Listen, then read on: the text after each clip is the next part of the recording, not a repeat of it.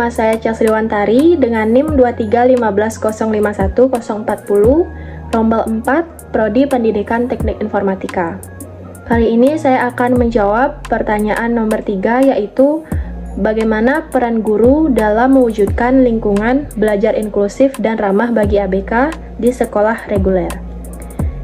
Jadi, guru memiliki peran yang sangat penting dalam menciptakan lingkungan belajar inklusif dan ramah bagi anak berkebutuhan khusus di sekolah reguler. Dalam pendidikan inklusif, guru tidak hanya berfungsi sebagai penyampai materi, tetapi juga sebagai fasilitator, pembimbing, dan agen perubahan yang memastikan setiap siswa memperoleh akses pendidikan yang adil sesuai kemampuan dan kebutuhan. Prinsip ini sejalan dengan Universal Design for Learning atau UDL yang menekankan bahwa pembelajaran harus dirancang untuk mengakomodasi beragam gaya dan kemampuan belajar sejak awal.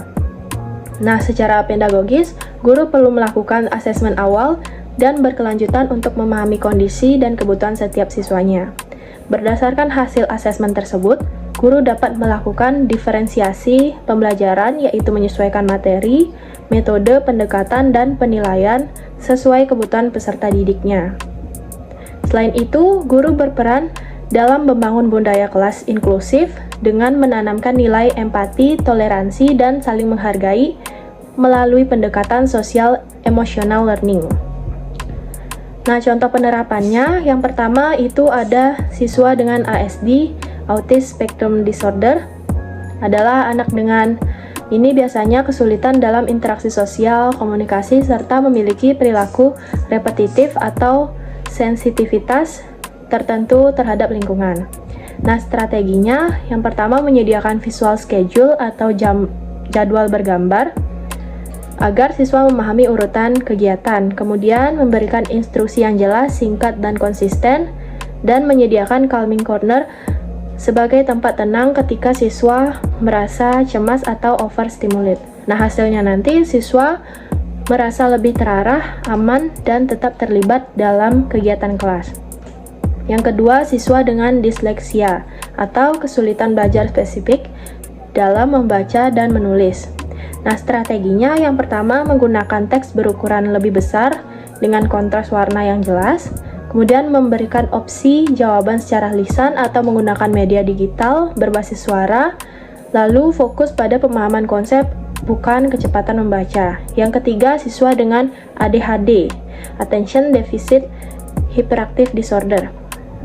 Nah, strateginya memberikan tempat duduk yang strategis dan fleksibel, kemudian instruksi dibuat singkat, bertahap, dan dibantu checklist tugas, dan yang terakhir itu memberikan reward system untuk fokus dalam durasi tertentu. Hasilnya nanti siswa tetap fokus dan termotivasi tanpa merasa dibatasi. Yang keempat, penguatan sikap untuk semua siswa. Nah, yang pertama itu contohnya role play tentang empati. Contoh seperti bagaimana perasaanmu jika kamu kesulitan membaca lalu diejek. Nah, lalu kedua, membuat poster aturan kelas inklusif. Itu menghargai perbedaan, tidak mengejek, membantu teman, dan saling menghormati. Hasilnya nanti seluruh siswa belajar membangun lingkungan sosial yang positif. Nah, sebagai calon pendidik, saya berharap sekolah semakin memahami makna inklusif secara utuh, bukan sekedar menerima ABK tanpa dukungan. Guru juga mendapatkan pelatihan rutin mengenai intervensi, manajemen kelas inklusif, dan pendekatan diferensiasi dan kolaborasi antara guru reguler, GPK, orang tua, dan tenaga profesional semakin kuat, serta penilaian belajar siswa tidak hanya berfokus pada akademik, tetapi juga perkembangan sosial, kemandirian, dan karakternya. Demikian juga pendidikan inklusif tidak hanya mengutamakan akses belajar, tetapi juga memanusiakan manusia, membangun empati, menghargai perbedaan, dan memberi kesempatan yang setara bagi setiap anak untuk berkembang sesuai potensinya. Sekian yang bisa saya sampaikan, saya ucapkan terima kasih.